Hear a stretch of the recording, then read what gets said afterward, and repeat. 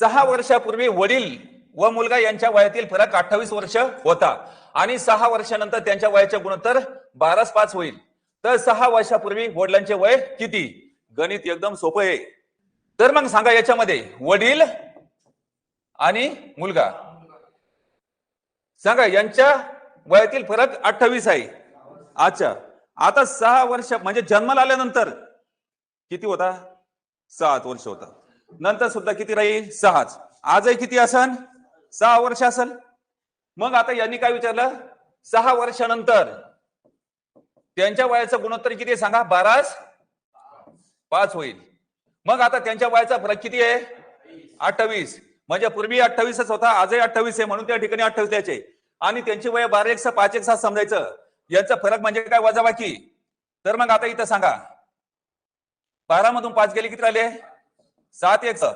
आता गुणिला 7 येतं काय होईल? भागेला 7. 7 आणि 28 कोणत्या पाड्यामध्ये? 7च्या. 7 1 7 7 चौक 28. एक वाटा किती आला सांगा? 4. समजलं? तर मग आता इथं काय करायचं? वडिलांचं काढायचं वय. तर वडील गुणिला किती करायचा? 1 वाटा. मग 12 गुणिला 4, कारण वडिलांचे वय किती वाटे? 12.